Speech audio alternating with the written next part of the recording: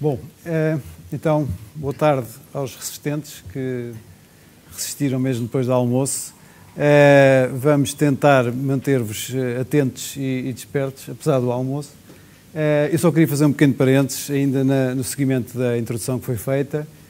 O ITSMF Portugal, em articulação com o Instituto Português da Qualidade, com o IPQ, como eu disse de manhã, coordena esta comissão técnica, que é presidida pelo professor Henrique Santos e secretariada pelo Fernando Mendes, mas também outras, nomeadamente uma sobre gestão de serviços de tecnologias de informação e governação de tecnologias de informação, que é a CT 191, uma outra sobre multimédia, e há N outras comissões técnicas que podem ser formadas na área de tecnologias de informação, para acompanhar, como estas fazem, subcomitês da ISO ou comissões do CEN, portanto, da normalização europeia. Portanto, o trabalho destas comissões, mais uma vez, é muito importante, é muito enriquecedor para quem participa, porque é uma forma das pessoas estarem permanentemente atualizadas sobre temas que vão ser norma mais à frente, sobre boas práticas que estão a ser desenvolvidas e trabalhadas a nível internacional, que mais tarde ou mais cedo nos vão afetar, ou pelo menos das quais poderemos vir a beneficiar.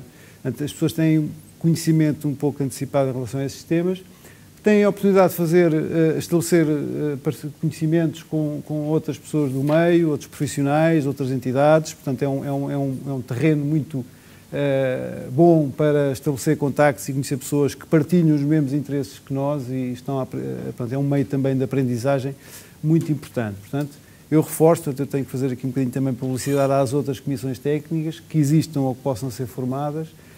Eu dou um exemplo do trabalho que esta comissão fez aqui há 2 anos, que traduziu a norma portuguesa ISO 27001, portanto, de gestão de segurança da informação, de sistemas de gestão de segurança da informação, que tem tudo a ver com isto que estamos aqui a falar também, e que tem sido, verifica-se no dia-a-dia, que tem sido um instrumento muito importante para as empresas que estão a certificar-se ou não, mas que estão a adotar práticas de gestão de segurança da informação, uma vez que a norma é tão abrangente, não é só tecnológica, como alguns conhecem, é também muito na vertente também da gestão da segurança das pessoas, das instalações, da vertente legal, da formação, da sensibilização. Portanto, a norma 27.000 é muito abrangente, não é uma norma de informática, tem muito sobre informática, mas não é uma norma só para informáticos. E esta Comissão Técnica fez isso em regime de voluntariado, com algumas reuniões, bastantes, que foram, umas vezes iam uns, umas vezes iam outros. Lá está daí a importância de haver muitas pessoas a colaborar, quantas mais houverem, menor é o esforço. E há outros trabalhos, agora está a ser traduzido um glossário técnico da ISO sobre segurança informática, que vai ser anunciado em breve, espero eu. Há outras normas associadas a esta linha 27001, nomeadamente aquelas que aqui estamos hoje a discutir, que se calhar seria interessante, não digo que fossem traduzidas, mas pelo menos que algum trabalho fosse publicado em português sobre as mesmas, quem sabe até na sequência deste evento ou de outros que sigam. Enfim, há aqui um manancial de trabalho voluntário que pode ser feito, que é muito enriquecedor para os próprios e para a sociedade e para as empresas e para as entidades públicas, obviamente, também. Posto isto, não vou fazer mais publicidade às comissões técnicas nem ao ITSMF. Vou apresentar aqui os nossos convidados para esta mesa. Temos aqui ao meu lado o engenheiro Daniel Caçador.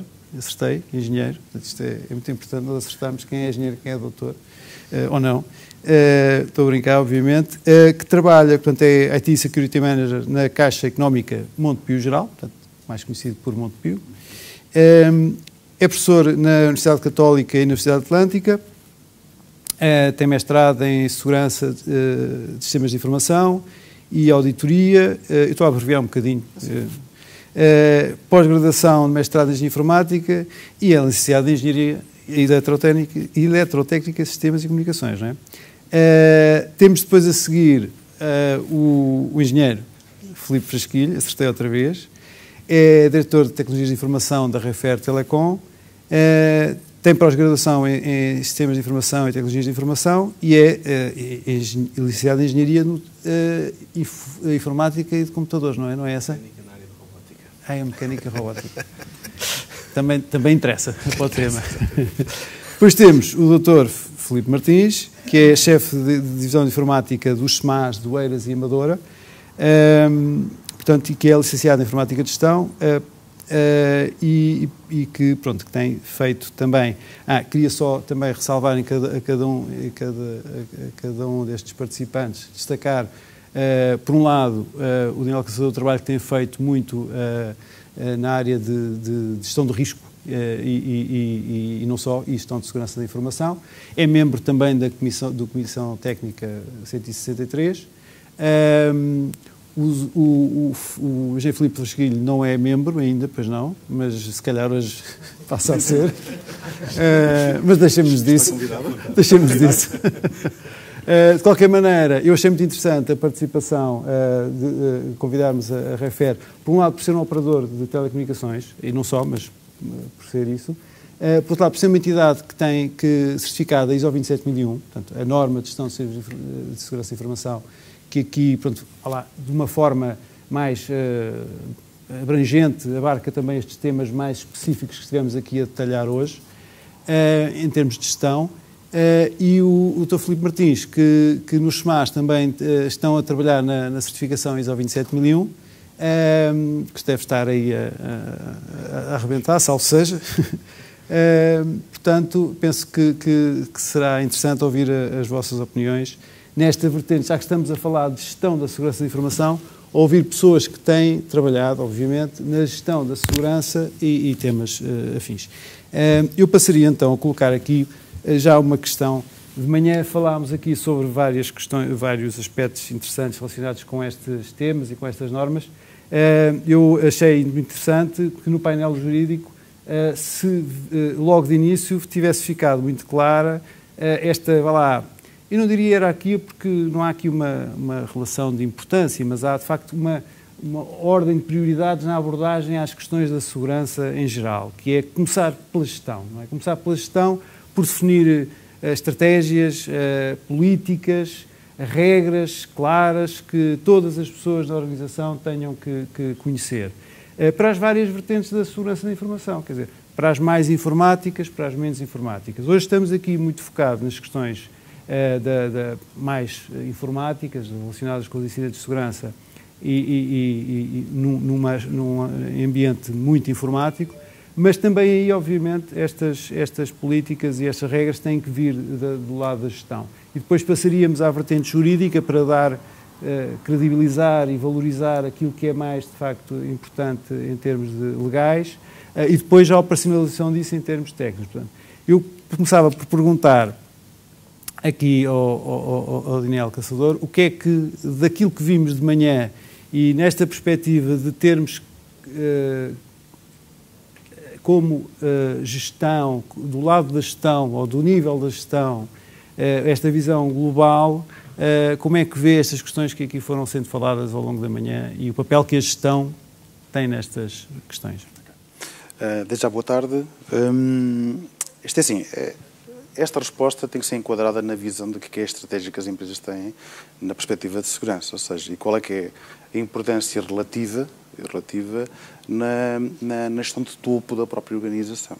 Ou seja, esta parte da segurança normalmente vem das áreas dos sistemas, das redes muito tecnológicas, e que depois vão crescendo em termos de importância ou de relevância para pessoas que já têm funções de gestão ou que se conseguiu sensibilizar essas pessoas a ter algumas preocupações de segurança.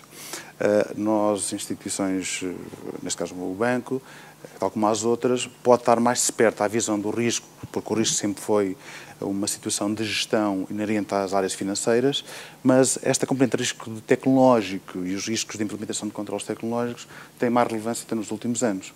O que é que isto levou? Levou a que começássemos a adoptar uma estratégia de ter tipo um plano de segurança de informação, que equivale a fazer um processo, basicamente a criação de um processo de governance, de gestão global, que vai desde a utilização e a criação de políticas, a definição de funções e responsabilidades dentro da organização, seja para as áreas de governance, de gestão operacional, de segurança operacional, componente de modelos de risco, análise ao nível de gap analysis, ao nível de mapeamentos entre normas tipo ISO 27001, como um referencial, ou um COBIT como referencial, para nós, no fundo, percebermos qual é que é o estágio ou o estádio em que nós estamos do ponto de vista deste alinhamento com estes referenciais.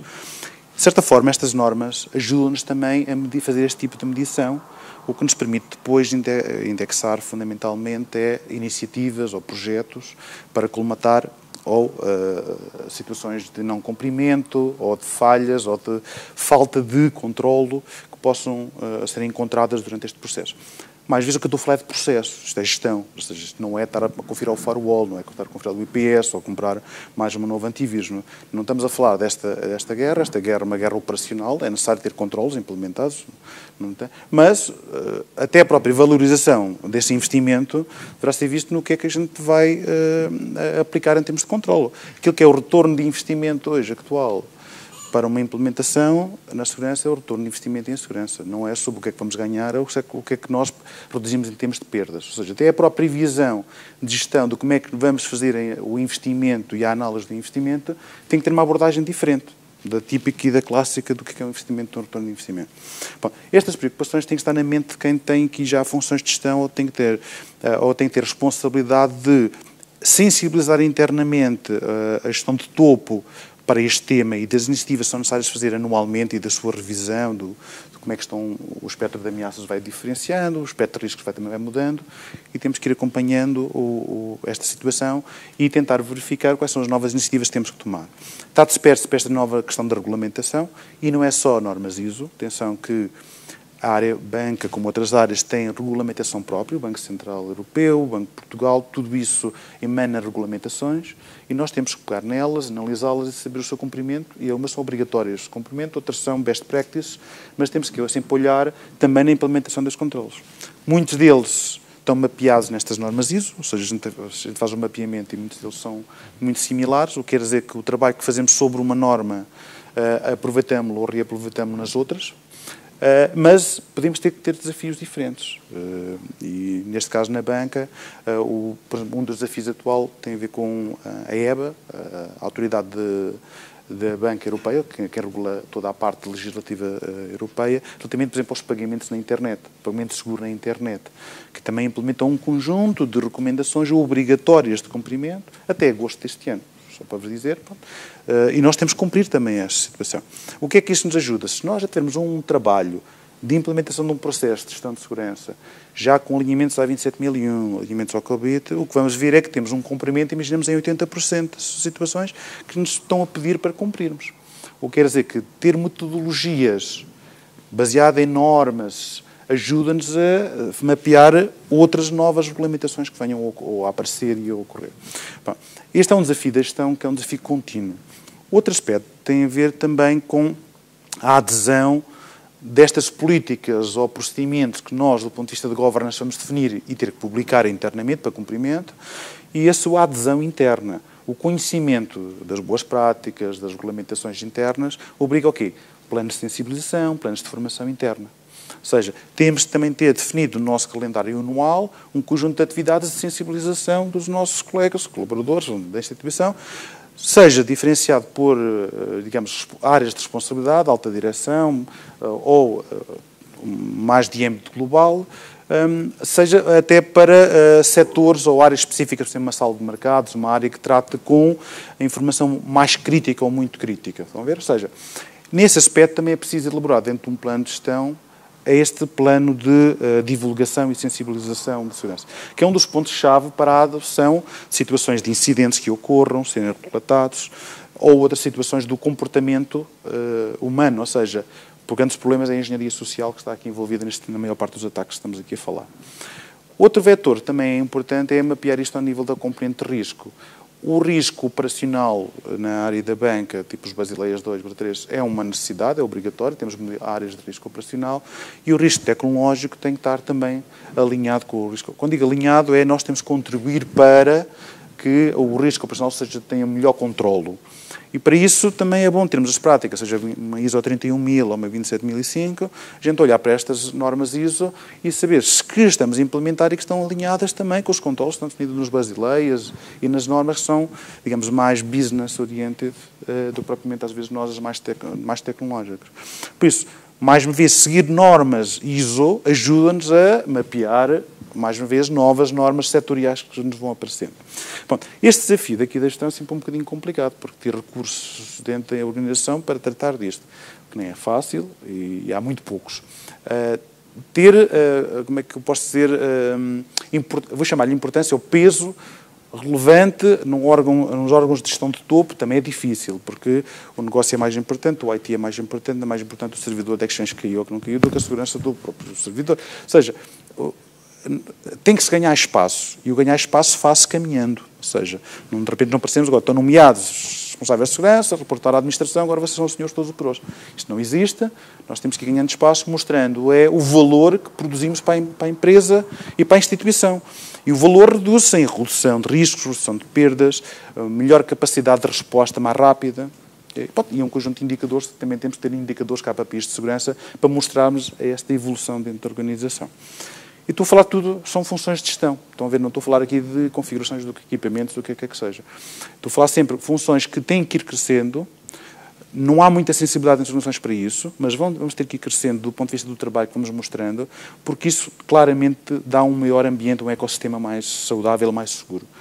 Outro aspecto que gostava de focar aqui, que já foi focado hoje de manhã, que é o termo da cooperação e da comunicação.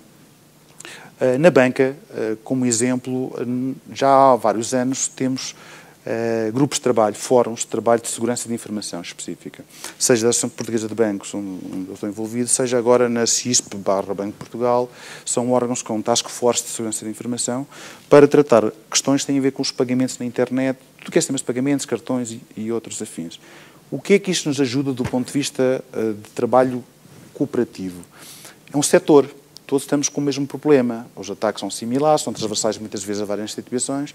É ter estratégias comuns de comunicação e divulgação, como por exemplo agora na Páscoa há uma campanha de divulgação de Páscoa em todos os home bankings e os sites dos vários bancos.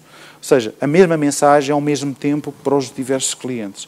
O que quer dizer que se calhar conseguimos chegar a ter um target maior para a sensibilização. Seja estratégias entre nós de partilha de situações de ataque. Quando digo situações, não é o Sr. Manel foi atacado, não é isso. Está a haver um ataque disseminado, uma estratégia de phishing, uma botnet a atacar, e quem analisa primeiro, através das suas parcerias que tem, quais são os vários bancos que podem estar afetados na botnet, partilhamos, olha, esta botnet nós já analisamos primeiro, vocês vejam lá que também estão afetados, e há uma partilha de confiança. Mais uma vez, isto aqui é um meio muito pequeno, e a capacidade de nós podermos comunicar permite-nos ser mais rápidos a reagir, a detectar, a informar clientes ou pôr avisos de segurança nos nossos sites para mais rapidamente podermos atuar. São ações preventivas, mas que ajudam imenso todos os clientes dos vários bancos, não é para o banco A, B ou C. Bom, esta questão da cooperação é fundamental, porque cada entidade per si não tem recursos, nem capacidade de detecção, nem capacidade de reação, e o efeito que tem é muito restrito no mercado, em número de clientes.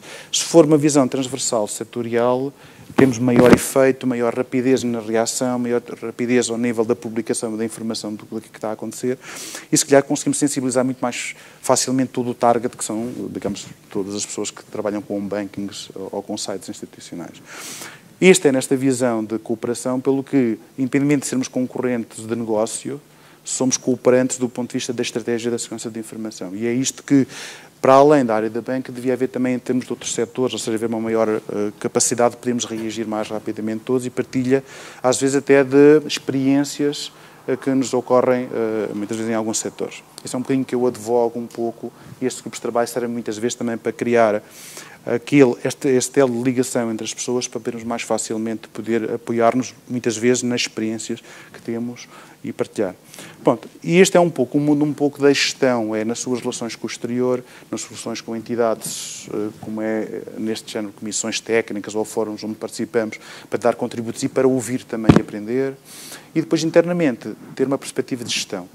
Mais uma vez, o espaço de gestão é fundamental, porque a segurança é um processo, não é uma tecnologia, não é uma operação, é um processo. Este processo tem que ser medido, é um processo que tem que ser definido, tem que ser bem definidas as suas fases, as suas responsabilidades, as suas funções.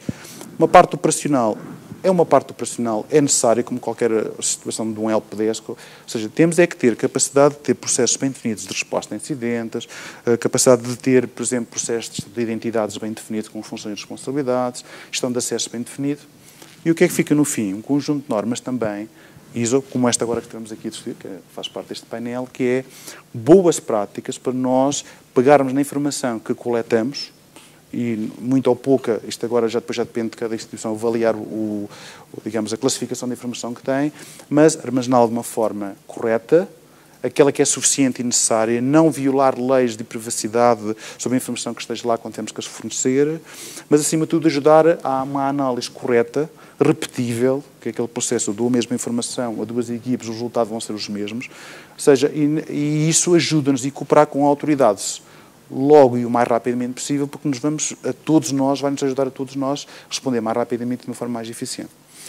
E é um pouco este o mundo que vamos tendo do dia a dia, e os desafios estão a ser diferentes todos os dias, porque as ameaças, o espectro de ameaças é diferente e nós também temos de nos adaptar e manter-nos atualizados ao nível destas novas práticas para enfrentarmos um pouco os desafios que vêm e que ocorrem. Muito bem, obrigado, Daniel. Bom, eu retive aqui alguns... Peço imensa desculpa, isto é uma vergonha. O moderador não desliga o telemóvel. Mandem-nos já embora daqui. Mas não, deixem acabar. Eu retive aqui alguns aspectos que eu acho muito interessantes da intervenção do Daniel, nomeadamente logo um que foi aqui falado de manhã, que era a questão da gestão do risco, não é? De uma abordagem direcionada pelo risco, porque nós não conseguimos implementar os controles todos, ou seja, nós não conseguimos, não temos storage para guardar os logs todos, portanto temos que ver quais são os pontos mais críticos.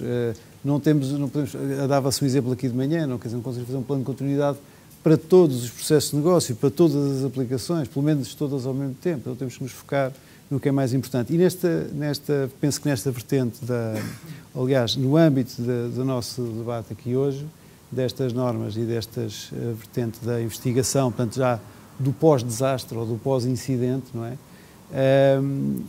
Aplica-se muitíssimo também, obviamente. Aliás, a abordagem pelo risco faz parte de qualquer abordagem à segurança, não é? Seja na segurança da informação, seja na segurança das pessoas, seja no safety, não é? Ou no security.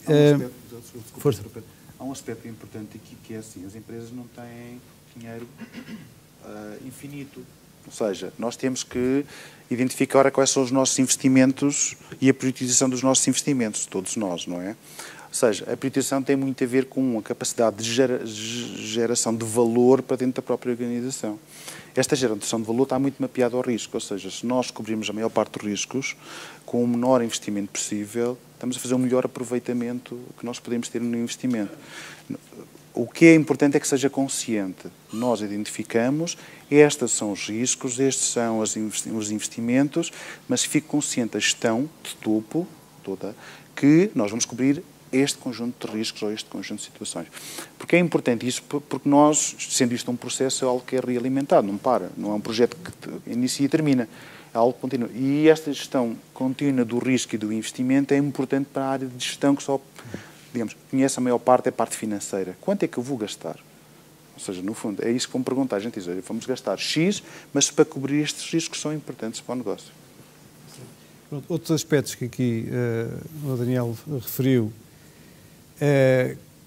que são muito importantes, se calhar mais para o pré-incidente, não é? Para a prevenção do incidente, não é? E a ISO 27001 ajuda muito nisso, não é? Prevenir. Nós, primeiro que nada, queremos evitar chamar ou que a Polícia Judiciária venha ter connosco, queremos prevenir o incidente, mas esta lógica que serve para a prevenção serve também para a definição das medidas e dos procedimentos a tomar caso o incidente se concretize. Não é por acaso que a ISO 27001, um dos objetivos de controle, em conjunto de controles que tem, é precisamente sobre a gestão dos incidentes de segurança. Tem outros importantes também aqui para o tema, como seja a consciencialização, a sensibilização das pessoas, que também aqui falámos muito de manhã, outras questões mais ligadas com os recursos humanos,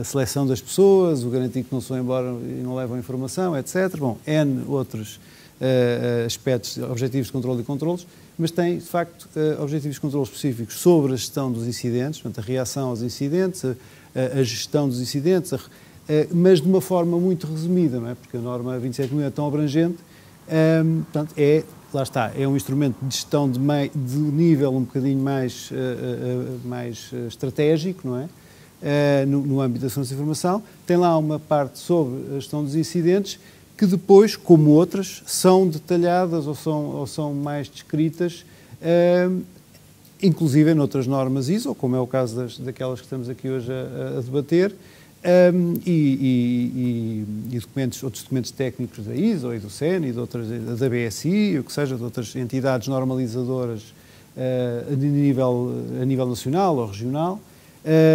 Portanto, eu diria que, e agora e aproveitando para ir passando a palavra ao Filipe Frasquilho, que para uma entidade, e também aproveitando a boleia daquilo que o Daniel dizia, que uma entidade que tenha implementado uma lógica de gestão por processos baseada em risco, alinhada com o ISO 27001, está mais facilmente capacitada para, logo à partida, adotar ou cumprir, estar conforme com outro tipo de exigências normativas ou regulamentares ou legais do que uma que o não o fez. Eu penso que também, é isso que também gostava de ouvir do Filipe, que neste caso específico da resposta aos incidentes e as questões todas que vimos de manhã, que a 27.001, tendo já um pouco aflorado, isso também pode ajudar, não? Ajuda. Primeiro de tudo, boa tarde a todos. Só aqui o colega já falou quase tudo na globalidade do que é a ISO 27001. Fazer a certificação é só um passo pequenininho, já tem tudo implementado, portanto, grosso modo, é um pouco isso. Falar um bocadinho do nosso percurso da 27001 e começando pelo princípio, que é a parte do risco, que é fundamental. Portanto, nós, mediante os vários controles que existem na 27001, foi por aí que começámos, identificámos, cada controle a controle, os riscos que internamente tínhamos. Já agora, só para indicar, a nossa certificação é baseada nos serviços de data center, housing, hosting e cloud solutions. Portanto, é muito focado em termos dos data centers que temos ao nível do país. E é nessa ótica. No entanto, identificámos os vários riscos. A partir daí, primeiro, identificámos os riscos sem controle nenhum, os riscos com os controles que já existiam, porque as entidades já têm os seus controles iniciais, e aqueles que sobressaíram daí com um risco mais elevado, mediante o que a norma diz, fomos identificar aqueles. Faz sentido fazer este. Porquê? Porque este tem um impacto em termos financeiros mais importante para a empresa, em termos dos vários fatores que realmente são importantes para o negócio da empresa. E foi a base, a partir daí. E foi por aí que começou. Uma parte que também foi aflorada e que é fundamental a nível é a sensibilização e a própria formação. Portanto, há um grupo de pessoas que estão abrangidas por pessoas que fazem parte da ISO, mas há um conjunto de outras pessoas na empresa que não estão. No entanto, foi feita a sensibilização a todas as pessoas, porque os sistemas estão dentro do data center também e são utilizados por todos. E é importante que todas as pessoas conheçam e saibam algumas regras básicas. Um dos exemplos que já muita gente fala, mas que tem a ver um bocadinho com a cultura, que é o normal, toda a gente, já desde pequeninos, sabe que tem que trancar o carro. Porque é que as pessoas largam o computador e não fazem o lock do computador? É algo que é cultural. E o facto é que, fazendo esta sensibilização, nós notamos que, passado 2 meses, as coisas ainda funcionam bastante melhor. Portanto, as pessoas realmente percebem nessa sensibilização que as vantagens, porque é explicado, e que aquilo faz todo o sentido. Mas essa sensibilização tem que ser recorrente, tem que ser feita. Nós inicialmente começámos, nós já somos certificados há 3 anos, começámos com 1 ano e achámos que 1 ano não é suficiente. As pessoas não é suficiente 1 ano, porque passado 3, 4, 5 meses as coisas começam a voltar ao normal. Tem que ser feito um refresh e acho que isso é importante referir, porque é uma questão de cultura e já foi falado aqui na manhã, que é muito importante começar a incutir isso culturalmente na educação, tanto a nível de secundários, não falo preparatório, secundário, não falo na parte da escola primária antiga, mas mesmo assim não sei se não fará sentido logo a partir daí. Porque hoje em dia, todos sabemos, os nossos filhos muitos deles estão na primária e já têm telemóvel e já acedem ao Facebook, apesar de não deverem. Isto é um facto e devemos ter atenção a isso e se calhar faz sentido ser logo incutido estas matérias em termos de formação nas próprias escolas. Pois o outro fator muito importante que foi aqui identificado e que está nomeado, e agora vou passar à parte que o Luís questionou, portanto, os incidentes de segurança, portanto, na ISO 27001, nos vários controlos, o A.16 faz referência, portanto, aos incidentes de segurança. E nós, portanto, temos isso mapeado, temos isso efetuado, utilizamos-lo na metodologia que é o normal, portanto, a identificação, depois o coletar, a aquisição e a própria investigação. Como somos uma empresa relativamente pequena e no nível de serviços que prestamos é só para clientes empresariais, graças a Deus as coisas têm corrido relativamente bem, não tem havido grandes incidentes, há alguns, como é óbvio. Há mais, curiosamente, internos, tem havido mais situações pequenas internas do que externas, e as externas que têm acontecido, externas, estamos a falar na ótica dos próprios clientes, têm sido essencialmente com hardware, facilities, sem causar perca ou dano tanto no serviço prestado, mas situações que acontecem e que são também investigadas elas e verificadas para que não voltem a acontecer. É muito importante passar a todas as pessoas, na ótica de uma certificação, mas mesmo que sem tê-la ou só a implementação dos controlos, que esta investigação, este apanhar dos incidentes não é para culpar ninguém, não é para apontar o dedo a ninguém. Isso é fundamental. Porque é a única maneira das pessoas reportarem as coisas, porque senão as pessoas não reportam. Isto, nós passámos por isso inicialmente, é normal. Nós próprios, se pensarmos e se analisarmos interiormente, é assim que funcionamos. O ser humano é assim. Se na ótica estarmos a perseguir, ou a possibilidade de nos perseguirem, de saberem que somos nós, mais vale. É que foi falado inicialmente hoje de manhã, aquela de desligar o computador e voltar, isso é típico, não é? E se nós conseguimos passar essa mensagem às pessoas, as pessoas começam a reportar as coisas. Isto é importante referir porque é a única maneira de nós conseguirmos alimentar o sistema e daí retirar conclusões e conseguir fazer a melhoria contínua, que é o objetivo do sistema. O que o Daniel dizia, não é de haver, há um processo que tem que ser medido, não é? Tem que ser medido. A outra situação que foi muito importante, agora a nível do que se fazia e do que hoje em dia se faz, e a nível da percepção dos técnicos que trabalham com os equipamentos essencialmente, as famosas firewalls, IPS, blá, blá, blá, isso tudo, todos esses equipamentos técnicos, demonstrar a eles que, por exemplo, nós, em todas as atividades hoje em dia que fazemos sempre um plano de risco. Portanto, é identificado o que é que vai ser feito, é identificado o porquê, é identificado qual é o risco que tem e é identificado um failover ou um rollback. O que é que isto leva? Isto leva a que, numa fase inicial, toda a gente diga "Ei, é mais trabalho, que chatice, tem que estar a fazer papelada." Mas no final do dia, e é o que tem acontecido, já houve 2 ou 3 situações, pelo menos, em que os técnicos vieram e reconheceram está lá o rollback. E o rollback, numa situação de crise, é o melhor que há. E isto está escrito. E a gente conseguiu resolver as coisas muito mais rapidamente. E isso é uma coisa que nos deixa, pelo menos na ótica da gestão, acho que deixa muito satisfeito, porque a equipa que está por trás, técnica, reconhece valor no sistema de gestão. Isso acho que é bom perceber que nem tudo é bits e bytes e que o gerir é fundamental para que as coisas todas funcionem e se alimentem. A outra situação muito rápida, em relação também às pessoas, havia um conjunto de relatórios que eram feitos, havia gestão da capacidade, já havia isso tudo, nada era mostrado. Isto é tão simples quanto isso. Nós, com os controlos que tivemos que implementar, normal da ISO, o que é que aconteceu? Agora, todos os meses, há relatórios sobre isso, há uma evidência das necessidades que existem, essas necessidades, de aquisição disto ou de outro tipo de situações, e perante isso é muito mais fácil mostrar à gestão de topo que sempre esteve empenhada na certificação. Já agora uma parte. A certificação na Refé Telecom, apesar de eu ter lutado por ela já há bastantes anos, avançou mais por uma ótica comercial, e já hoje foi referido aqui, na situação de poder responder a concursos ou solicitações em que era necessário ter uma certificação, e foi o drive, não só esse, mas principalmente esse, que levou à certificação. Isto é uma parte, é um facto. Agora, portanto, relativamente à situação de conseguir mostrar à gestão de topo que é necessário investir aqui ou ali, por causa disto, porque os relatórios existem, os relatórios atualmente são mostrados e são evidenciados, portanto, as evidências que se recolhem do próprio sistema. O sistema é autolimitado e nós temos que ter essas evidências todos os meses. São feitas essas evidências em vários fatores, em vários níveis. Nós conseguimos mostrar essa mais-valência. E é algo que é muito mais simples justificar à gestão de topo que é necessário adquirir isto por causa disto e disto, é necessário investir ali por causa disto e disto, e isto torna as coisas muito mais simples para quem gera também.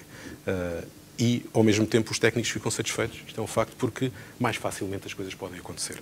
Nem sempre é assim, mas muitas vezes é assim. Portanto, conseguir ter uma equipa mobilizada é fantástica em torno da gestão. Digamos que não é tudo flores, como é óbvio, como sabem, há sempre várias situações, mas é um facto que as pessoas conseguiram... Portanto, conseguiu-se passar essa mensagem desde o nível mais baixo até ao nível superior, o que é fantástico. Não resisto a... O objeto, não temos que ser todos certificados, não é? Agora, não há dúvida que haver uma meta de certificação é driver, é motiva, portanto, estabelece metas, obriga a um certo exercício. Vou ser sincero, eu preferia que acontecesse aqui, preparar as coisas internamente, tendo essa visão já interna, e depois passar à certificação. Certo. Na maioria dos sítios não é possível fazer isso, não faz mal, inverte-se. É preciso que as coisas avancem e que se continuem e se consiga fazer de forma correta. Eu acho que as normas aí ajudam muito para isso, ajudam muito. A ISO é uma certificação que é um conjunto de best practices. Também de referir que há riscos que nós assumimos, os riscos são internos, a gestão de topo assume esses riscos. Esses riscos estão assumidos, está escrito, são assumidos. Nós não somos obrigados a fazer nada. Somos obrigados, entre aspas, a identificar o risco e a perceber como é que o poderemos ou não resolver ou assumi-lo. É um risco que a gestão de topo assume, que o negócio assume. É isto. Filipe, só ainda na lógica de um sistema de gestão que existe, que tem mandato claro da gestão de topo, que é excelente, com políticas divulgadas, como nós sabemos que normalmente num sistema, que é obrigatório, num sistema certificado, não é? Haver uma política, haver um conjunto de políticas para uma série de temas, não é? Nomeadamente procedimentos e orientações para a gestão dos incidentes de segurança, não é? Focando-nos aí de novo. Nós de manhã vimos aqui levantaram-se aqui algumas questões, lembro-me de duas, que eu penso, e gostava que me confirmasse, que um sistema como o vosso pode ajudar, que a falta de capacidade de know-how dos técnicos informáticos quando, perante um incidente, têm que preservar as evidências, têm que saber que não se pode desligar, esse tipo de questões, o como preservar, não destruir a prova, que vimos aqui de manhã e que estas normas abordam em detalhe. Como é que isso é visto na prática por vocês? Ou como é que tu vês que estas normas, com que facilidade é que ajudariam mais naquilo que já têm definido? Porque penso que, com certeza, por mais que se esteja certificado, olhando para estas normas, e há outras, além destas 4, que também andam à volta destes temas, vemos ali muita matéria em que podemos melhorar a atuação das nossas equipas e criar regras um bocado mais, que nos dão um bocadinho mais de confiança. Nós temos, em termos dos técnicos que trabalham com os equipamentos, e estamos a falar de técnicos credenciados com formação, não foi difícil de todo passar essa informação. A informação é mais difícil passar aos utilizadores normais. Os utilizadores normais é que têm muito mais receio de, ao reportar o incidente, ou fazer da forma como está descrito nas políticas. E isso é que é o trabalho principal. A nível dos técnicos é mais fácil, porque já tem essa percepção. No entanto, nós, e isso foi referido, portanto, identificámos um conjunto de regras a nível da recolha dos logs, que são guardados, tudo isso, que nos permitem, que nos permitem, em certas situações, isso já de início não aconteceu, isto é uma coisa que vai-se melhorando, mas que nos permitem fazer a recolha dessa informação. E os técnicos sabem disso. No entanto, há bastante a fazer em todo o lado, porque todos os dias surgem incidentes novos. O mundo, já foi aqui falado, é global, cada vez está a acelerar mais, e vem aí uma coisa que me preocupa muito, que se chama Internet of Things. O Internet of Everything, como se chama. Isto vai mudar radicalmente as coisas. E não estamos a falar de muito tempo. Há estudos que, isto aqui fugindo um bocadinho, mas à parte, sobre, por exemplo, os veículos. O controle dos veículos, os veículos mobilizados serem automaticamente conduzidos. Hoje em dia, já à volta de 500 mil que têm esse tipo de mecanismo, mas só para testes, prevê-se que em 2030 são 500 milhões. Estamos a falar não é assim tanto tempo, é 15 anos. E isto levanta problemas de segurança brutais. E não estamos só a falar nisso. Há outras situações, os smart cities, as smart homes, tudo isso vai levantar problemas gravíssimos. E um sistema para ajudar, a única maneira de conseguir gerir a segurança de informação ou a segurança desses sistemas tem que ser com um sistema que nos ajude a fazer isso, porque senão é impossível. É impossível. Portanto, o mundo vai acelerar mais ainda com isto. Já foi falado aqui em várias tecnologias. Hoje em dia toda a gente tem o PDA, o smartphone, o computador. Há pessoas que têm 3 dispositivos, é o meu caso. Há vários que até têm mais, é o normal. E o facto é que há uma mistura de coisas de trabalho com coisas de casa, de lazer. E essa coexistência é para ficar. Acho que toda a gente está aqui na sala tem noção disso. É impossível. As empresas que hoje em dia não permitem que se possa misturar, aqui a mistura tem que ser uma mistura controlada, como é óbvio, tem que haver controlos para isso. Mas misturar, que as pessoas tragam os seus equipamentos e se consigam ligar na empresa, quem não fizer isso, muito dificilmente vai conseguir sobreviver. Acho que toda a gente tem essa noção. Agora, tem que haver controlos bem definidos, controlos que nos permitam garantir um nível de segurança para trabalhar com as aplicações internas e que permitam ao utilizador, por outro lado, ter essa facilidade e essa mobilidade para poder levar as coisas também de casa, as fotografias, os acessos aos jogos, isso tudo, nós sabemos que é assim, é um facto. Isso tem que estar bem ciente. Muito bem. Eu vou passar, senão e o Filipe não fala, não é? Vou passar ao outro Filipe, ao Filipe Martins. Bom, um dos aspectos quando pensamos em incidentes de segurança, rapidamente pensamos em ataques externos, não é? Pronto, é natural e até... mas também, e nos últimos tempos, também temos ouvido falar muito de falhas de segurança internas. De facto, acho que já não há... Quer dizer, há essa noção que o maior perigo muitas vezes vem de dentro, não é? Para uma entidade que tem passado por, já há um tempo, por implementação deste tipo de boas práticas e de normas, até com certificação ISO 20000, que já tem há 3 anos, não é? Sim, vai fazer o quarto. Vai fazer o quarto agora, exatamente. O terem iniciado depois o processo de implementação do sistema de gestão de segurança da informação e as certificações de 27001, perdão, como é que sentiram estas questões da sensibilização das pessoas em geral e de outra coisa que falámos aqui de manhã, também fundamental, da linguagem comum, não é? Nós, os informáticos, temos muito a mania de falar por siglas e acrónimos e coisas que ninguém percebe, mas nestes temas da segurança temos mesmo que ser capazes de dar a ponte e comunicar por igual. Como é que tem sentido essas questões de sensibilização internas? Bom, esse foi o principal ponto que no fundo me levou a iniciar também o caminho nesta área dos sistemas de gestão. Portanto, eu a determinado ponto na minha organização vivia confrontado, vivia no meio das minhas equipas técnicas, das minhas equipas de gestão de topo, a tentar falar a linguagem de uns e de outros,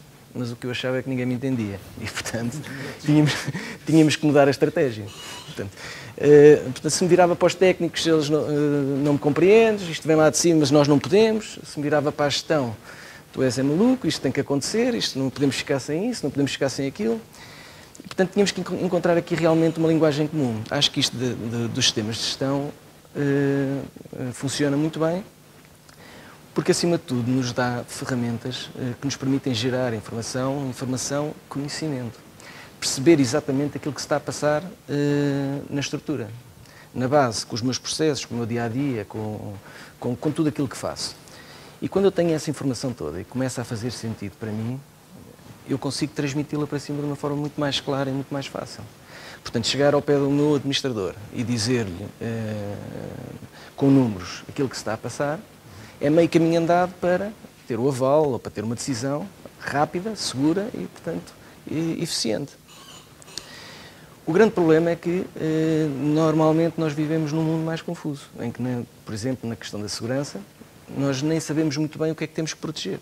Portanto, falar em segurança, em estabelecer um perímetro de segurança de algo que não conhecemos, não sabemos o que é que pode acontecer, é muito mais difícil.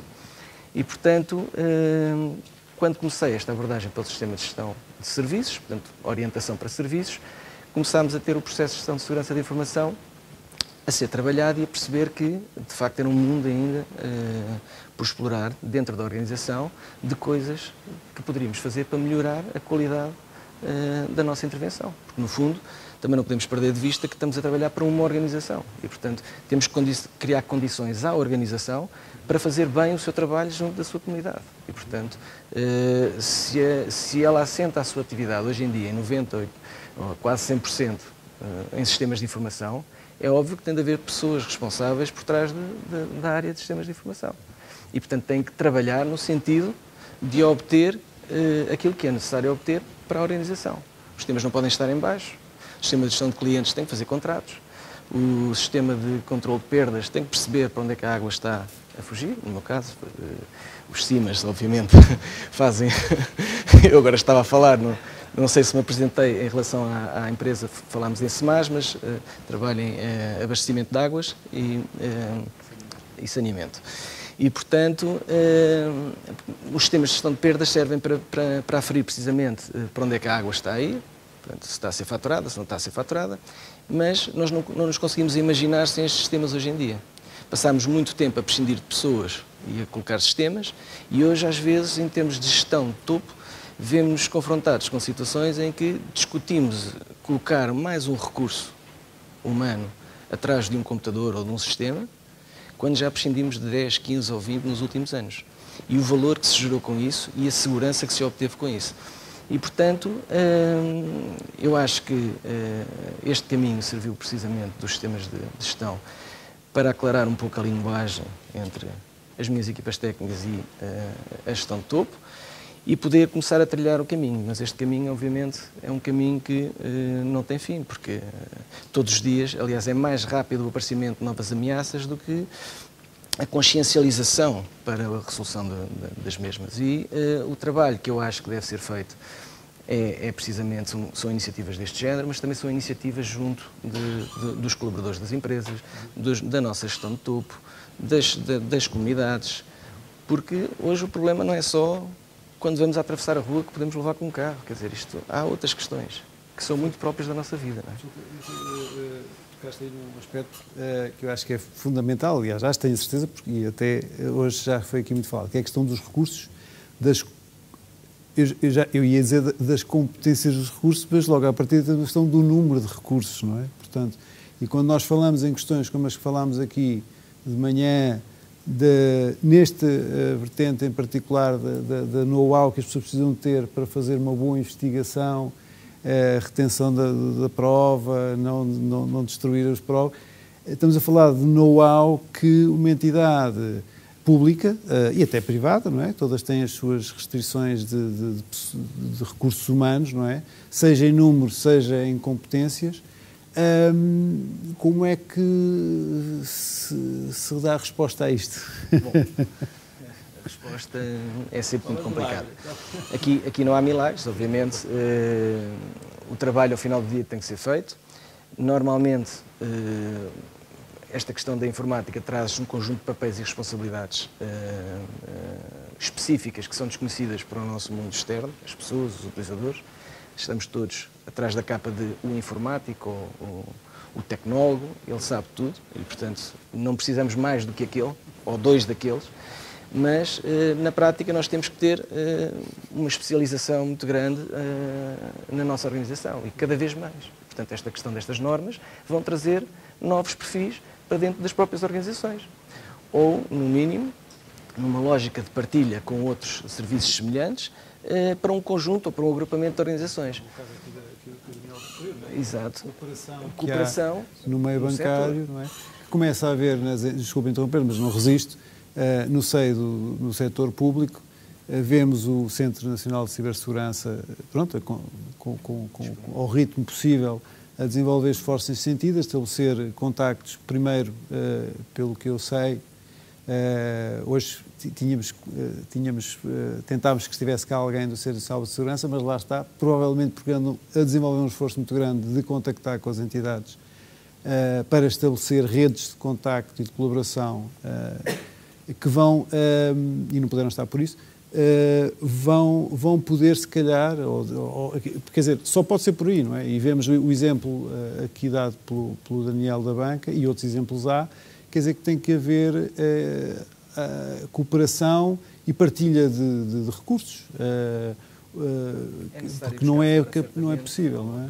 Ou através de colaboração com outras entidades, ou a externalização de algumas áreas de competências, nós temos que recorrer a outro tipo de recursos que não os internos. Portanto, aí consegue-se eventualmente investir na preparação de um sistema para poder manter um conjunto de registros que possam eventualmente ser usados no futuro.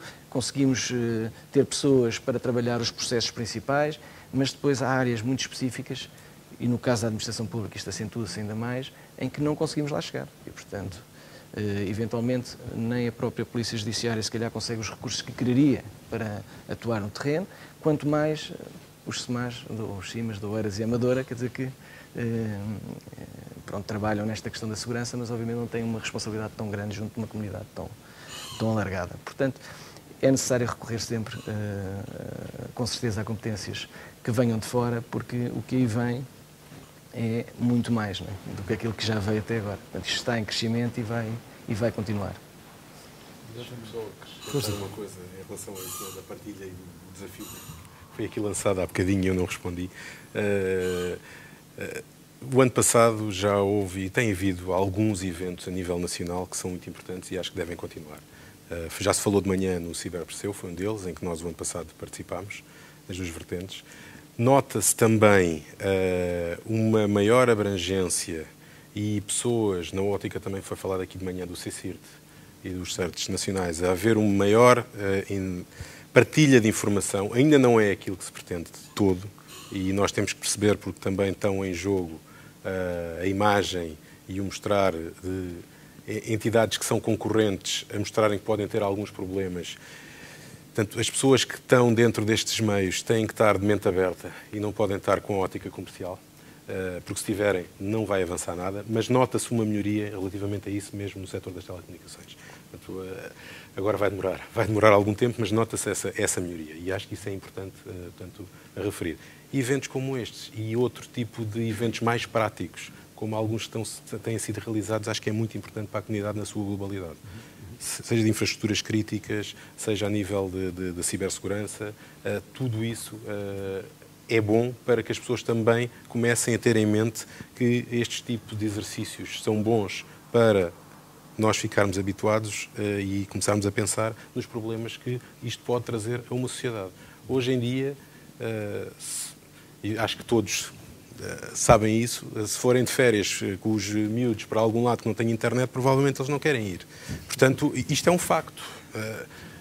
Portanto, isto é verdade, não vale a pena estar aqui a negar. E, portanto, se há uma falha a nível de internet global, nós temos que aturar os miúdos e depois ficamos sem comunicações para trabalhar. Portanto, há aqui um conjunto alargado de coisas que temos que nos preocupar. E isto é um incidente muito grave, não é? Portanto, acho que é muito importante este tipo de eventos acontecer e está a começar a haver em Portugal, eu pelo menos por aquilo que tenho notado e em algumas áreas que tenho participado, que há uma consciencialização maior das pessoas para isso e as várias atividades e as várias áreas da sociedade estão a começar a trabalhar nesse sentido. Agora, vai demorar algum tempo. Eu pegando no que estavas a dizer sobre a postura com que as pessoas têm que estar nestes fóruns de cooperação, eu não resisto, quer dizer, isto vai soar a mais publicidade intensiva às comissões técnicas, mas eu acho que de facto é o que acontece. Nós vemos, pronto, eu não ando nisto há muitos anos, mas já ando há alguns, e o que eu tenho visto das pessoas que as pessoas investem nisso por voluntariado, quer dizer, não estão ali, portanto, por vontade de aprender e de partilhar experiências, E, de facto, são meios, não quer dizer que não haja outros, mas são meios onde facilmente as pessoas põem um pouco de parte as suas diferenças, muitas vezes até concorrenciais, e esquecem um pouco do seu papel profissional para partilhar, e depois isso reflete-se, e num meio tão pequeno como é o nosso, não é? Porque se calhar esta vertente da colaboração na normalização não só nos traz a vantagem de tomarmos contacto com boas práticas e formas harmoniosas equivalentes de tratarmos as questões, mas também traz um pouco esta postura que é necessária para esta vertente de colaboração, de partilha de recursos, de partilha de informação em tempo útil e para prevenir, para reagir às situações. Bom, eu não queria estar... Está bem, pronto. Relativamente a isso, é um bocadinho provocatório, mas é verdade. Se não trabalharmos em conjunto, the bad guys always win. Não vale a pena. E isto já está mais... Tem uma motivação muito grande, não é? Portanto, não há dúvida nenhuma. E acho que esta mensagem tem que ser passada para todas as pessoas, porque é a única maneira de conseguirmos responder mais ou menos à capacidade que eles têm. Porque mesmo assim vai ser difícil, mas separadamente é impensável. Em conjunto talvez consigamos. Deixa-me só aqui também acrescentar um ponto que é assim. Se repararem bem, o elo mais fraco aqui somos todos como cidadãos, na utilização dos serviços que a sociedade nos põe disponíveis. Se tentamos fazer, por exemplo, em termos da banca, o esforço no Natal, na Páscoa, para sensibilização, digamos, nos sites das várias instituições financeiras, porque temos um leque alargado de cidadãos que podem usufruir dessa informação, imaginemos que conseguíssemos fazer isto em termos globais, de múltiplos setores, na mesma altura. Tínhamos um efeito muito mais forte do ponto de vista da educação. Tal como o esforço com escolas, eu apoio muito toda a parte da educação, porque nós temos que criar boas práticas que estejam intrínsecas à própria forma de reação da pessoa perante a sociedade, logo mas são estratégias de educação. Pronto. Mas também é importante, por vezes, eu sei que há pessoas aqui também da audiência que fazem participação quase voluntariado também em escolas, para ajudar a sensibilização nas escolas. Este tipo, mais vezes, são... nós que temos um pouco mais de conhecimento destas áreas, é transmiti-los também para a sociedade. Melhoria da qualidade da sociedade, do conhecimento da sociedade, vai nos ajudar a todos nós nas empresas. Vamos ter provavelmente menos riscos, menos probabilidade de termos problemas e incidentes. Ou seja, é um contributo que nós fazemos, mas na realidade depois vai se reverter em qualidade naquilo que são os indivíduos dentro da própria organização, da forma como reais, ou dentro de clientes como acedem às nossas infraestruturas e aos serviços que nós disponibilizamos. Ou seja, de certa forma é voluntariado, que é aquilo que nós podemos dar como contributo de sociedade. Mas, na realidade, se melhorarmos a qualidade da sociedade, ela também vai trazer para nós benefícios, seja empresariais, seja em termos pessoais. Pronto, não sei se querem partilhar mais alguma coisa connosco, antes de passarmos a palavra. Eu sei que já introduzi aqui um bocadinho de pressão, fartei-me de olhar para o relógio. Então, vou só introduzir aqui um tema já agora que não foi focado, que é assim. O ecossistema dentro das empresas tem estado a mudar nos últimos anos. Por exemplo, se nós formos verificar a quantidade de pessoas que temos em termos de outsourcing dentro das nossas empresas, nós, como fazendo parte de uma rede de serviços, fornecendo parte do serviço, seja a zona de comerciante, nossa área financeira e outras áreas para pagamentos e assim, nós vivemos sozinhos como um serviço que estamos a oferecer sós. Estamos a fazer serviços em rede e muitas vezes também temos já dentro das nossas instalações muitos elementos de terceiras partes, de fornecedores, digamos, pessoas que estamos a contratar para os nossos serviços. Isto demorou paradigma. Há 10 anos tínhamos só pessoas nossas, protegíamos as redes, os PCs e assim. Hoje o paradigma é bastante diferente.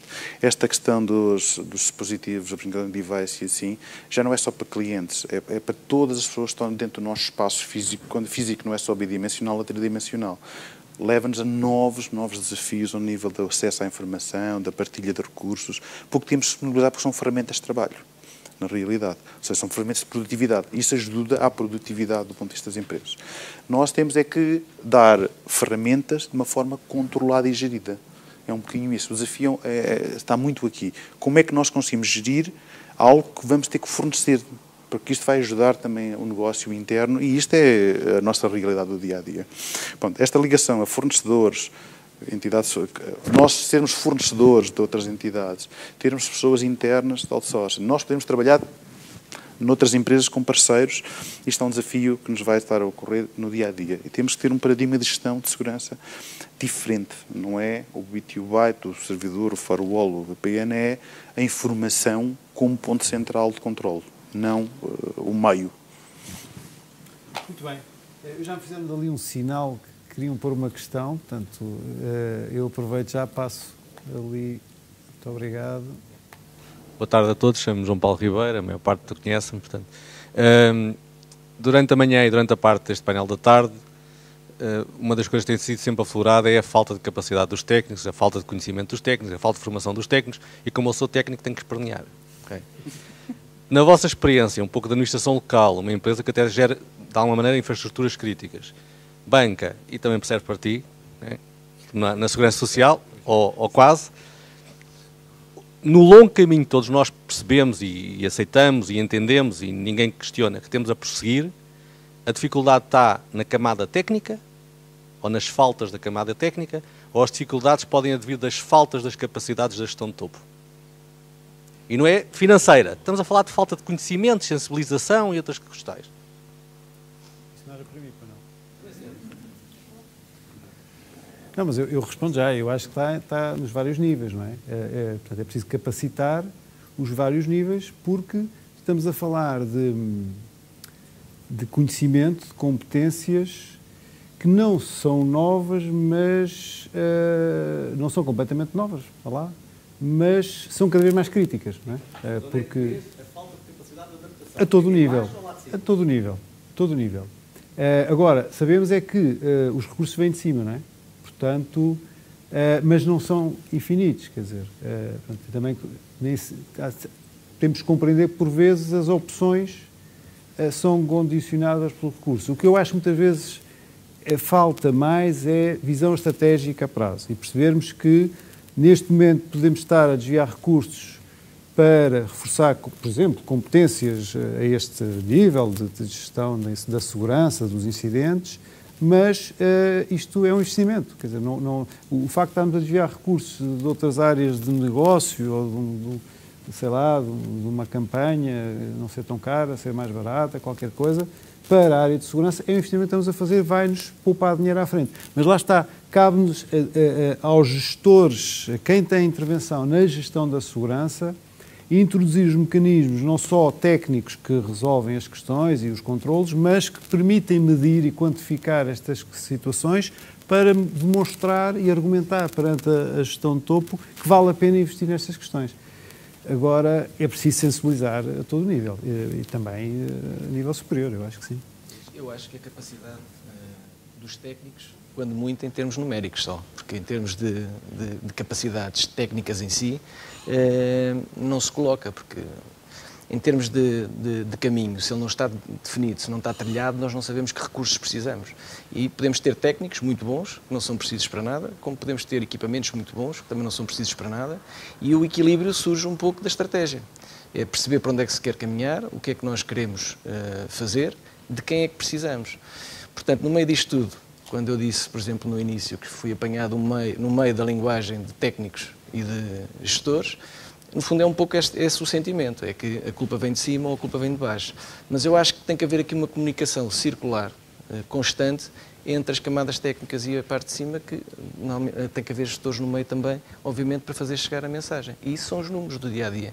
É perceber o que é que as pessoas fazem, como é que fazem, que resultados garantem, que asseguram, e se aquilo está de acordo com aquilo que é o objetivo da nossa administração ou da nossa gestão de topo. Portanto, eu diria que o problema está mesmo espalhado pela organização e, se não for esta comunicação circular, dificilmente nós conseguimos mitigar isto na organização ao longo do tempo. Portanto, acho que o essencial... Primeiro, abordamos um assunto que é um bocadinho político, e política não tem lógica nenhuma, portanto, varia bastante. Olhando para esta situação que foi aqui referida, é um facto. Temos que perceber os dois lados. Portanto, quem está na gestão de topo quer ter informação numérica, como é óbvio, essencialmente com números, daquilo que é feito, como é que é feito e que custos é que estão envolvidos. Da parte de técnica, quer-se fazer as coisas não ligando um bocadinho a isso. Portanto, nós temos que conseguir juntar as duas coisas. E penso que, se juntando as duas coisas, se calhar conseguimos que haja uma harmonia entre a parte, se vamos pôr as coisas, a parte de cima e a parte de baixo. Portanto, estamos a falar do negócio na sua globalidade. E isso é que faz sentido. Temos de trabalhar todos em harmonia, porque se não fizermos isso, vai ser difícil. Agora, há aí a primeira situação que eu referi, que aí não há volta a dar, não é? Aqui, a minha opinião aqui também... Bem, a minha opinião aqui é assim, há um aspecto que é importante que tem a ver com a linguagem. E o problema da linguagem é, quando eu falo com o gestor, eu não posso falar nem firewalls, nem IPS, nem IDS, claramente. Ou seja, eu tenho que falar aquilo que é o valor para o negócio, eu tenho que perceber as linhas de orientação estratégica da instituição, perceber quais são as iniciativas, e agora estamos a falar de iniciativas, eu não vou falar de questões políticas, é algo que contribua para gerar valor ou para proteger o valor aos ativos da instituição. Isso é uma linguagem que se conhece de gestão, é uma pessoa que se calhar tem uma formação de gestão. Eu tenho que ter a capacidade de me adaptar do ponto de vista dessa linguagem, para gerar algo, para poder também apresentar os resultados, ou seja, indicadores de desempenho ao longo do tempo, dashboards, ou que seja, para que haja uma percepção de que o investimento ou o dinheiro que vai ser investido naquilo que eu proponho, eu vou consegui-lo. Essa é algo que eu tenho que ter, essa capacidade de linguagem. Do ponto de vista técnico, evidentemente, uma pessoa que vai fazer uma formação em Exchange ou da Microsoft, bom, não vou aqui por marca, mas em um sistema de correio eletrónico ou um sistema de firewall de um fabricante qualquer, um DPS ou IPS, evidentemente está focalizado naquilo que é uma operação. Não sabe, às vezes, mapear o valor, nem falar do ponto de vista de linguagem. Olha, eu estou a proteger ataques de negação de serviço. Está bem, mas isso representa o quê? No fundo, vamos gastar 100 mil euros, 200 mil euros para quê? Como diz o gestor, lá vamos gastar. Eles dizem, vamos gastar dinheiro. Nós não podemos, nós vamos proteger um ativo que é, se calhar, a informação que circula entre os clientes ou o número de operações por dia que você faz de transferências financeiras, que dá esta rentabilidade. Uma coisa é uma linguagem de negócio, outra coisa é uma linguagem de quantas gets ou puts de HTML que estão aqui a aparecer. São linguagens completamente, são cenários diferentes, são dois tipos de interlocutores diferentes. A capacidade da gestão aqui é... A gestão de segurança tem 5 anos, 6 anos, 7 anos que andamos a falar nisto, não tem 50 anos de gestão. Ou seja, há aqui uma nova, vou chamar, uma novas competências que têm que ter deste tipo de linguagem. Porque a segurança, para aqui, só se vê tipo os polícias. Eu estou a aprender, é a polícia judiciária, o nome é tudo polícia. Ou seja, nós não estamos aqui a falar de uma linguagem, ou seja, sempre na visão negativa, que a mim já... Auditorias de segurança, mas porquê? Vão-me apanhar... Não, mas é proteger, reduzir os riscos, reduzir as vulnerabilidades. É uma visão mais proativa. Esta parte da gestão tem que crescer a nível de competências para conseguir mapear o que é o negócio e o que é as componentes, de traduzi-las para a parte tecnológica. Agora, do ponto de vista de recursos, que diz, falta de pessoas. A capacidade de nós conseguirmos, vou chamar-lhe vender, as necessidades que existem para os valores reais de risco que existem e obter estas capacidades, seja em recursos financeiros, seja recursos humanos, para complementar isso. Só temos que ter esta capacidade agora, que há poucos elementos na área da segurança de informação nas múltiplas empresas, há poucos. Para aquilo que nós, e se calhar nós temos uma audiência se calhar mais especializada, temos a percepção das ameaças que estão a ocorrer atualmente. Posso só fazer mais um comentário, antes de passar a palavra ao outro? Eu fiz uma pergunta que é onde é que vem o obstáculo. As vossas respostas foram muito políticas, não sei porque se tens cá os patrões ou não, mas deve ser qualquer coisa assim. Eu tenho uma experiência acumulada que vou partilhar já agora, em termos, e complementando a vossa. Se lá em cima não houver sensibilização, não há formação cá para os técnicos. Se lá em cima não houver sensibilização, não há mais técnicos que se vão buscar ao mercado. Eu tenho uma experiência de formação há muitos anos, e na parte da administração local já formei muitos colegas seus nos serviços municipalizados, a ensinar como é que fazem políticas de segurança, e eles dizem, eu levo isto para lá e o vereador e o presidente.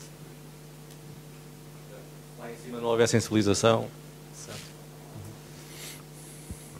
De facto, mas foi isso um pouco aquilo que eu disse. Portanto, tem que haver a sensibilização da gestão de topo, como tem que haver a sensibilização para baixo. Portanto, é uma linguagem que é circular e, portanto, em determinado momento pode estar pendente da política de segurança, mas a partir desse momento fica dependente de outras pessoas. E, portanto, isto é contínuo, tem que circular. E, portanto, não é um problema de um momento. De facto, na minha situação está desbloqueado.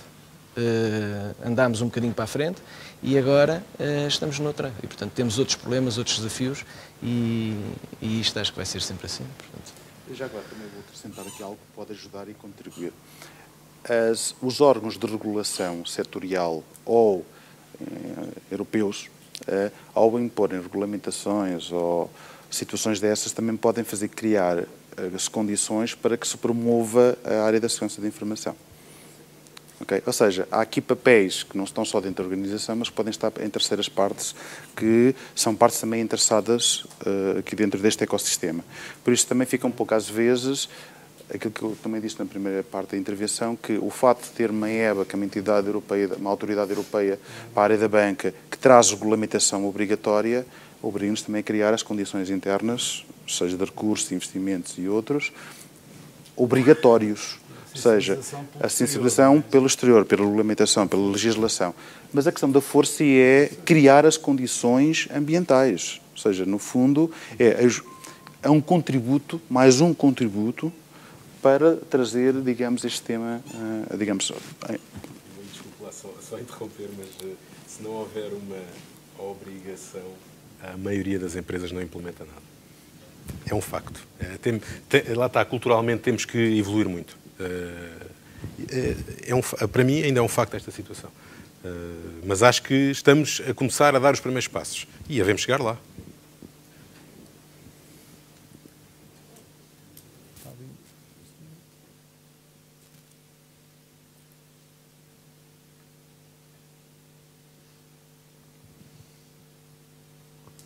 Boa tarde, o meu nome é Pedro Gomes Silva, sou da operadora de comunicações NOS. Eu tenho duas questões. A primeira é dirigida ao painel e a minha questão é, recentrando no objetivo do workshop de hoje, que era investigação de incidentes de segurança e prova digital, e aproveitando que temos no painel vários gestores de segurança, incluindo até representantes de um operador de comunicações, a minha pergunta é, que critérios internos ou que regras, que tipos de critérios, que tipos de regras é que existem nas vossas organizações que permitam identificar o que é que são incidentes de segurança e depois, se devem ser alvo de uma investigação e, terceiro ponto, se devem ser reportados para entidades externas, incluindo entidades de investigação judiciária ou outras. Portanto, é uma pergunta muito concreta e prática. A segunda questão, que penso que será mais dirigida para a Anacom, embora não esteja no painel, é a seguinte.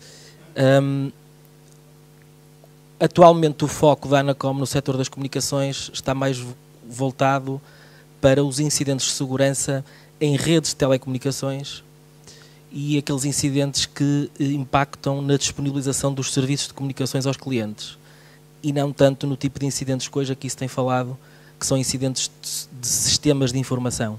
Minha pergunta é como é que a Anacom vê a aplicabilidade das normas que estivemos a discutir hoje de manhã neste tipo de investigação de incidentes. Muito bem. Então, a primeira questão é mais sobre os critérios internos para definir, para identificar o que é para identificar um incidente de segurança, não é? Para distinguir e para investigar. Eu penso que cada um terá os seus e, portanto, eu, no meu caso, e trabalho numa entidade pública, que é o Instituto de Informática da Segurança Social, não tinha referido ainda, mas também tenho esse chapéu. E nesse meu papel,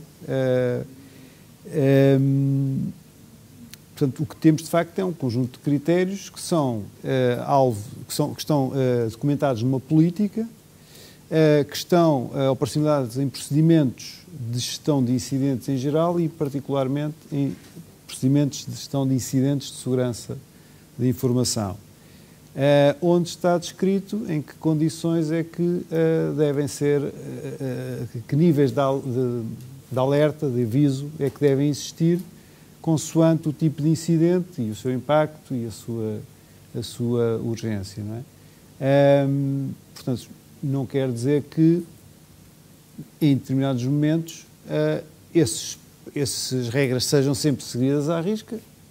Às vezes há pessoas que não as interpretam bem, ou melhor que outras, mas, de facto, na maioria dos casos, pronto, há momentos em que é preciso alertar as autoridades e são alertadas e são definidas. Eu penso que, era isto o que queria saber, não? Na vertente, a investigação, aí contamos muito com a intervenção das autoridades, sem dúvida. Alguma trabalho feito internamente, mas muito com o trabalho feito pelas autoridades. Nós também, felizmente, não temos muitas situações deste género. No nosso caso, o que temos são situações normalmente associadas a fraude, não é? ou possível fraude. Não é bem o cenário ideal para a aplicação deste tipo de normas, mas, sem dúvida, que há aqui muito do que estas normas descrevem, que faz todo o sentido e justifica uma revisão, eventualmente, dos procedimentos que temos, sem dúvida. Posso também acrescentar, o nosso caso é simples, como é óbvio, não vou dizer quais são os critérios, mas eles são mapeados essencialmente à valorização em termos do negócio. E há critérios, portanto, mediante o valor e o impacto que vai atingir em termos do valor de negócio, são classificados como sem importância, com mais importância ou que têm que ter investigação. Grosso modo é isto. Em situações, como estamos a falar de coisas de clientes, nós em muitas das situações dizemos aos clientes, quando há esse tipo de situações, entrem em contacto com as autoridades, porque têm que ser os clientes a fazer, estamos a falar de dados que são dos clientes, e já nos aconteceu várias vezes em que depois, como é óbvio, nós somos contactados para fornecer os logs necessários, todas as evidências necessárias para que seja feito o decurso normal da investigação. No nosso caso também, os procedimentos de gestão de incidentes estão tipificados, portanto, penso que isto fará parte de um processo sempre que está classificado, e segue as metodologias normais da classificação do incidente em função da sua gravidade e do seu impacto. O que é que temos aqui de diferente? Quando são, por exemplo, imagino com clientes externos, quando nos contactam, em situações só de notificação de uma informação, recebemos a informação e é tratada internamente sem níveis de importância do ponto de vista da análise quantitativa. Ou seja, se aparecem múltiplas situações dizendo que estão a receber, imagina, um mail de phishing ou algo assim, isso vai-nos despertar algo do ponto de vista de percepção do que é que está a ocorrer num determinado instante. Estamos a falar de poucas horas, se acontecerem vários acidentes em poucas horas, temos a capacidade de poder reagir rapidamente. Em situações que possam mais graves, o que tipicamente informamos os clientes é para falarem com a Polícia Judiciária, fazerem uma queixa à Polícia Judiciária. Posteriormente, a Polícia Judiciária contacta-nos e a gente fornece as provas e as evidências relativamente à questão ou ao caso em questão em concreto, ou tipo um tribunal que possa pedir informações adicionais. Por outro lado, a banca em geral, os bancos, não somos nós, está obrigada, do ponto de vista regulamentar, a informar mensalmente a informação de tipo fraudes, ou seja, em todo o sistema, ou seja, isso já é obrigatório, já há vários meses, penso que há cerca de um ano, em que há um reporte mensal de todas as situações que ocorrem relativamente a clientes externos. Ou seja, as nossas áreas de regulamentação também recebem toda a informação relativamente a incidentes que ocorram de determinado tipo. Do ponto de vista de investigação, algumas investigações são feitas internamente e aí temos depois que entrar em contacto com entidades, seja autoridades, seja entidades externas que podem facilitar, digamos, a investigação ou a resolução do problema. Há processos formais de fazer este tipo de processo. Temos conhecimento, muitas vezes, ao CERT, e assim como conhecimento, que é para também haver notificação de entidades, nem que seja em termos estatísticos, para saber que ocorrem de situações. Pronto, e fundamentalmente é este tipo de ação. As ações internas são tratadas internamente entre os nossos departamentos, tipo um departamento de uma auditoria, ou seja, temos também processos internos para tratamento de situações que tenham a ver com do fórum interno, com qualquer instituição que terá os seus próprios processos. Fundamentalmente essas que estão normalizadas, estão processualizadas, e é isto que é importante, é termos um processo, ou seja, não ser cada situação um caso, não é um caso. Está tipificadas as operações que fazemos quando as situações ocorrem e a forma de escalonamento do incidente em função da sua gravidade. No meu caso, nós fazemos uma gestão de incidentes genérica, portanto, da ISO 20000, e depois temos inserido os incidentes de segurança, que também são classificados por níveis de severidade, e sendo que os críticos obrigam uma investigação aquilo que nos tem acontecido, essencialmente, são investigações internas, pequenos casos, externas, por sorte, ainda não. Eu digo por sorte porque sabemos que é mesmo uma sorte não ter um evento a afetar a nossa infraestrutura nos dias que correm e esperemos que assim continue. Portanto... Sobre a segunda parte da sua pergunta, ninguém daqui é da Anacom, portanto, não sei. Mas, portanto, não sei se... Também já estamos... Não sei se alguém... Já responde, ok. Então, fica para o fecho. Pronto, também já estamos um pouco... Já são 4h05, tínhamos apontado para as 4 horas. Não sei se alguém tem assim, alguma questão mais rápida que queira colocar. Está ali ainda. Na questão da obrigação de denúncia ou da possibilidade de denúncia, há um conjunto de regras que são de facto obrigatórias. Por exemplo, às entidades públicas, um simples crime de acesso ilegítimo, conhecido por um funcionário público, seja ele qual for, tem que ser obrigatoriamente denunciado às autoridades. O que significa que aí não há volta a dar, sob pena de se estar a cometer um crime de prevaricação. Pronto, isto relativamente àquilo que possa ter um determinado enquadramento penal ou até contra a ordem nacional. Depois há, como foi bem referido, um conjunto de obrigações regulamentares que os nossos reguladores nas várias áreas de atividade estabelecem para incidentes que devam ter que ser reportados. Uns podem, outros devem. Mesmo. A área da banca cada vez mais há essa... Mas já havia também, antes dessa legislação, designadamente com situações que pudessem ter impacto. Finalmente, há também um dever ético de denúncia dessas situações com apenas um limite, que é o limite dos segredos. Porque, obviamente, quando estamos perante crimes particulares ou de natureza particular, imaginem um filho que vai à conta da mãe e que a mãe informa isso ao seu gestor de conta, aí isso está na capacidade da mãe fazer ou não fazer queixa e constituir-se assistente, porque é um crime particular. Ou nos crimes semipúblicos em que há, de facto, a necessidade de queixa para um impulso do processo. O que não quer dizer, por exemplo, que num phishing superior a determinadas unidades de conta, o crime não seja público e não possa ser denunciado pela entidade bancária. Aí levanta-se uma outra questão, que é a questão do sigilo bancário. Quer aquele titular daquela conta que isso seja conhecido, e, portanto, aí tem que haver uma articulação entre quem tem a informação e quem dela pode dispor para efeitos de denúncia. Portanto, são pequenas nuances. Eu não resisto só a lembrar um aspecto que foi aqui focado logo de manhã também, que é a necessidade de envolvimento das áreas jurídicas das organizações na definição destas políticas, destas regras, inclusive destes critérios de que falámos, para endereçar precisamente esse tipo de questões. Quer dizer, tem que haver um permanente envolvimento e lá está, aí põe-se mais uma vez a questão da linguagem entendível por todas as partes, não é? E tipicamente, informáticos, gestores e juristas falam todos 5 línguas. Temos que arranjar aqui, é muito importante neste aspecto, neste tema concreto, haver, e aí eu destaco, não resisto, mais um bocadinho de publicidade, o trabalho que a Comissão de Segurança e Informação está a fazer a traduzir o glossário da ISO, que vai com certeza contribuir também.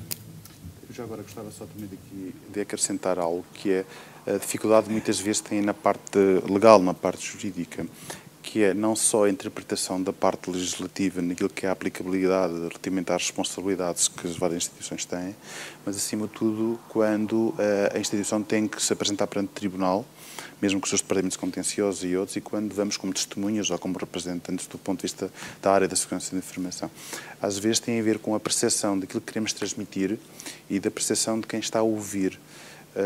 Se calhar um desafio era integrar corpos de magistratura dentro das comissões técnicas para haver uma maior percepção não só dos temas e daquilo que estamos a falar não é ficção científica, porque às vezes apresentamos o caso e é apresentado quase como se fosse uma visão de ficção científica. Isto parece um filme, isto não é possível.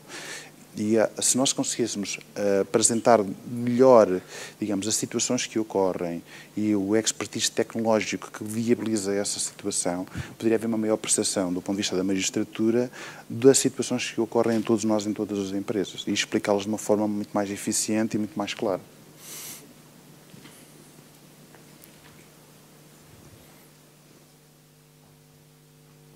Obrigado pela vossa participação. Eu só queria formar aqui um desejo. Eu gostava de ter mais gente das comunicações, mais operadores de comunicações, na subcomissão de telco desta CT 163. E o valor acrescentado que aqui está, nomeadamente, pode ser desenvolver NPs. E até pode haver algum avanço fazendo essas NPs, alguma proatividade junto da ANACOM para que ela faça a integração das NPs em próxima documentos de regulação.